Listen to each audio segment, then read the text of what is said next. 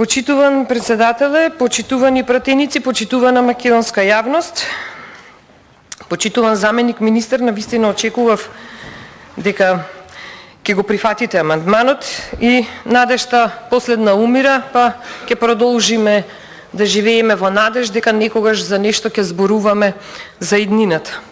Знаете како, денес и впрочем од една страна не ме чуди зошто го одбивте овој амандман, впрочем ние како владеачко мнозинство, вие како владеачко мнозинство, знаете како е, колеги, простете, ве молам, ама резултатите од анкетите си ја кажуваат работата, дали било тоа свесно или несвесно.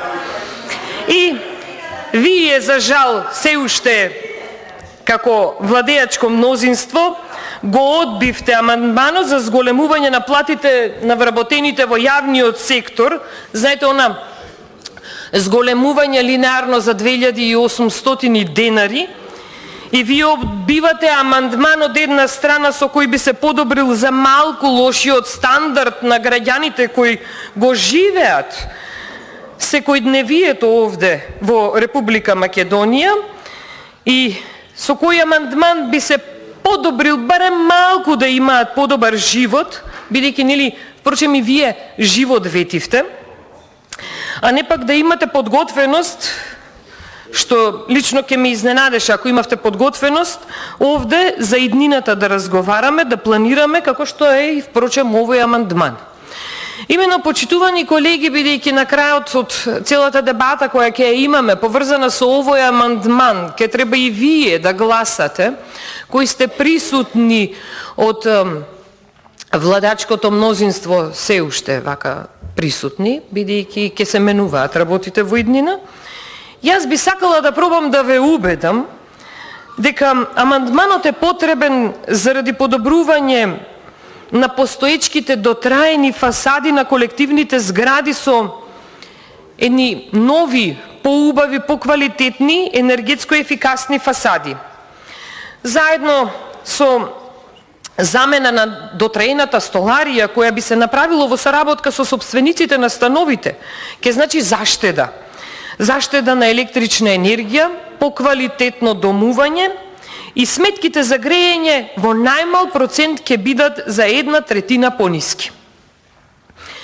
Потрошувачката на електрична енергија на зградите во Европската Унија представува дури 40% од вкупната потрошувачка на енергија. Знаете, тој и кај нас е многу сличен процент, но бидејќи ние немаме пристап јавен до некакви анализи и информации, бидејќи се е тајно во државава, па мораме да се водиме на сметки и на анализи од Европската Унија. Поради тоа, потрошувачката на енергија и употребата на обновливи извори на енергија во зградите се важни мерки за намалување на енергетската ефикасност и зависност и намалување на испуштање на штетни гасови. Да се грижиме за животната средина, да се грижиме за нашето обкружување, бидејќи тоа е нашата иднина. Но како да зборуваме за иднина кога ние сегашноста ни е во хаос, а не да зборуваме за иднината?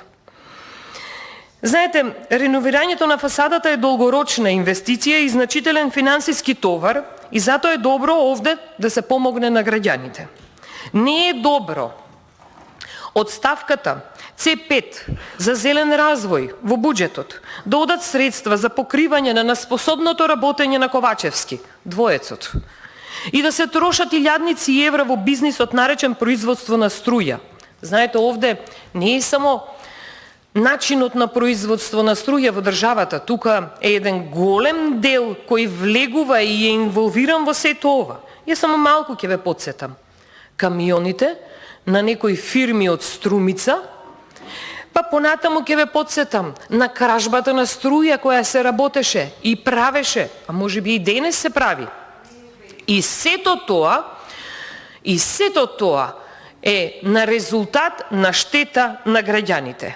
Зошто парите на граѓаните да не се враќаат пак кај нив? Зошто да одат само кај една мала група на нечесни ликови? Сведоци сме дека илјадници евра се земаа како заеми за воздух, зашто никаква реализација и отчетност јавна не видовме за тие заеми. Во изминативе 2 години, само накратко ќе ве подсетам, 90 милиони евра се задолживме за справување со ковид кризата. А како се справивме? Јавноста знае, бидејќи од Скопје требаше да одат на тестирање во Гевгелија или обратно. 21,5 милиони евра за образование. Вие, колега, ако не ми ја слушате мислата, а мислата ми е долга, не толку долга како на колегата Панчо Минов, одлично, тоа и беше поентата. 21,5 милиони евра за образование, а немаме квалитетно образование. Поентата е каде се трошат, колега, парите.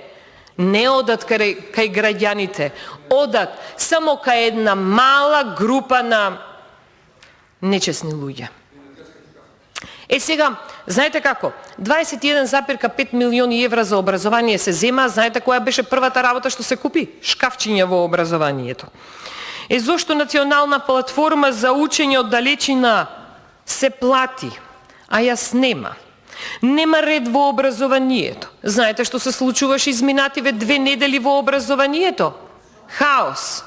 Целиот тој хаос е реакција и рефлексија на актуелната состојба.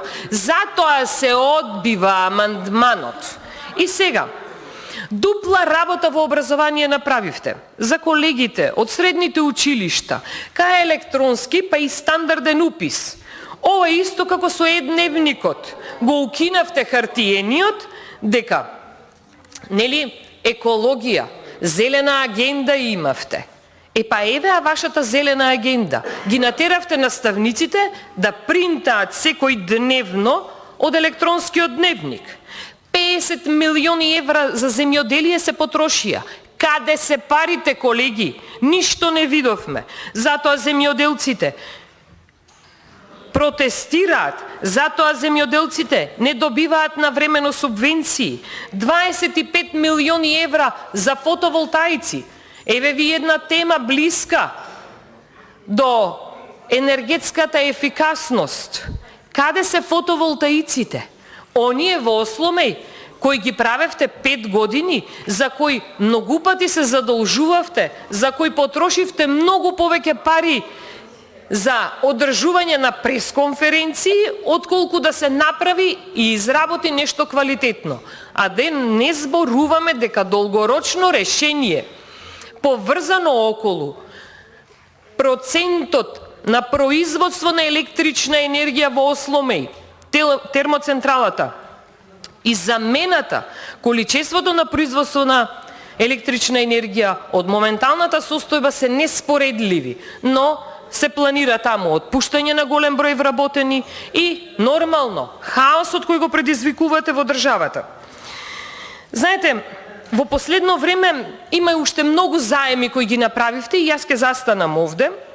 Создадовте многу кризи во државата, многу мал дел дозволивте и да бидат увезени и ги направивте уште поквалитетни истите да бидат. И јас, колеги, ќе ви кажам, ние имаме многу амандмани поднесено. Но може и комисиски на секој од многуте амандмани што ќе излегувам и ќе ги образложувам овде, на секој ќе се повикувам дополнително на уште еден комисиски, заеднички амандман. Дајте, јас ќе замолам сега во криза да бидеме единствени. Дајте во време кога кој стигне, не растегнува, не разнебитува. Дајте за народот да учиме, да бидеме единствени и од ова парче земја да направиме место за убав и спокоен живот. Дајте да предложиме. На крајот од оваа моја дискусија ви предлагам да размислите овие денови, да предложиме за вработените зголемување на платите за 2800 денари. Тоа што им е заработено да го имаат. Дајте комисиски да го направиме тоа. Имате шанса да се предомислите, колеги од СДС и ДУИ. Ве повикувам да ја ублажиме суровата сегашност и да почнеме на здрави нозе да ја планираме иднината. Ви благодарам.